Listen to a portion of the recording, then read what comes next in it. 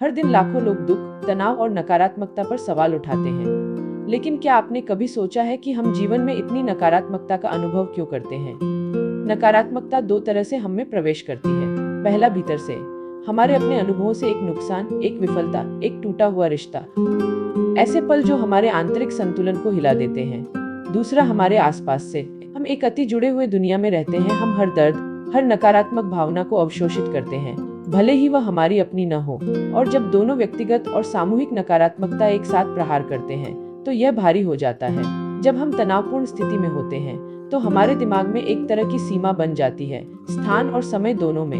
अपनी समझ, सीमित जागरूकता और कभी-कभी अज्ञानता के साथ हम उन राय और निष्कर्षों पर आते हैं जो सही हो भी सकते हैं और नहीं भी। स्थान में हम बंधे हुए महसूस करते हैं क्योंकि हमें समस्या का कोई अन्य विकल्प या समाधान नहीं दिखता है, जैसे कि यह हमेशा रहने वाला है।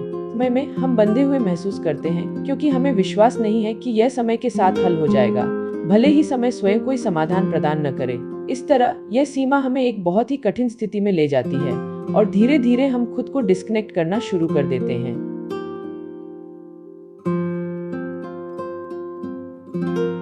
तो अब क्या रास्ता है? हम क्या कर सकते हैं? हमें हमेशा याद रखना चाहिए कि मन भले ही नकारात्मक विचारों की लहरों से बह जाए, उसके भीतर अपार शक्ति होती है।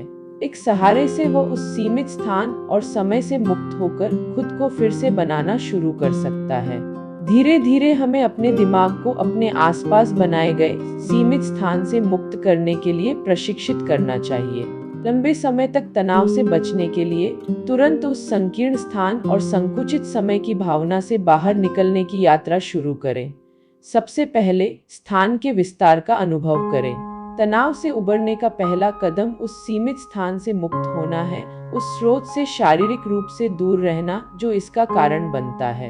एक नए वातावरण में जाएं, लंबी सैर करें और अपने दिमाग को ताजगी और खुलेपन का अनुभव करने दें।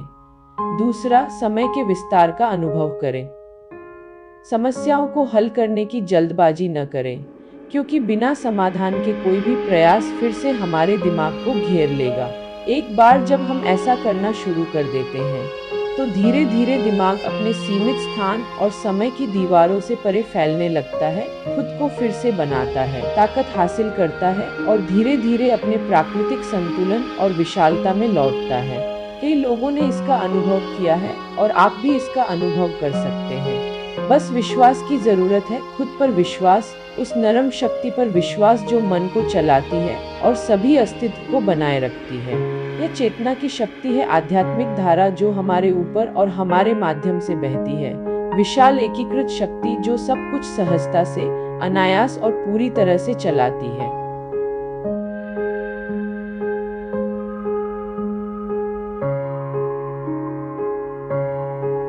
डिस्कनेक्ट करने का अभ्यास दिमाग के लिए एक त्वरित समाधान। डिजिटल शोर से दूर रहें, एक दिन के लिए भी। पैटर्न तोड़ें, मौन को अपनी जागरूकता को रीसेट करने दें। भी कभी इस अति जुड़े हुए दुनिया में संतुलन को फिर से हासिल करने का एकमात्र तरीका ब्रेक है। चेतना के माध्यम से अपने आप से और जीवन से फिर से जुड़ें। अपने भीतर उस आध्यात्मिक शक्ति का आह्वान करें, वहीं से सच्ची शांति शुरू होती है। जीवन की मैक्रो और माइक्रो ऊर्जाओं के बारे में अपनी जागरूकता को समृद्ध करें, वे कैसे काम करते हैं और हमें प्रभावित करते हैं। इस अनंत ब्रह्मांडीय प्रणाली में, जहां दिव्य ज्ञान और सटीकता के साथ अरबों प्रक्रियाएं पूरी तरह से खुलती हैं, संतुलन आसानी से बना रहता है। हम भी इस भव्य डिजाइन का हिस्सा हैं। उसी क्षमता को लेकर हम बस इसके बारे में अनजान हैं। आंतरिक शक्ति को विकसित करने से तनाव और चिंता को दूर करने में मदद मिलती है। संतुलन, स्पष्टता और शांति को बढ़ावा मिलता है। जीवन के सबसे कठिन क्षणों में भी चुनौतियां अचानक आ सकती हैं, लेकिन एक जागृत मन स्थिर, लचीला और खूबसूरती से संयोजित रहता है। जब आप बाहरी दुनिया से डिस्कनेक्ट करते हैं और अंदर की ओर मुड़ते हैं तो दो चीजें होती हैं। बाहरी शोर फीका पड़ जाता है और आंतरिक उपचार अपने आप शुरू हो जाता है। इसे खुलने दे 3 दिनों के भीतर जैसे जैसे तनाव कम होता है, आप शांति और पुनर्संतुलन का अनुभव करेंगे। मानो, अभ्यास करो और अपने लिए अनुभव करो। 1 सप्ताह के भीतर यह प्रतिबिंब मेरे अपने अनुभव और मेरे आध्यात्मिक गुरु गुरुजी ऋषिकेश के साधना संघ आश्रम के प्रत्यक्ष मार्गदर्शन से आया है। जय शिव गुरुजी।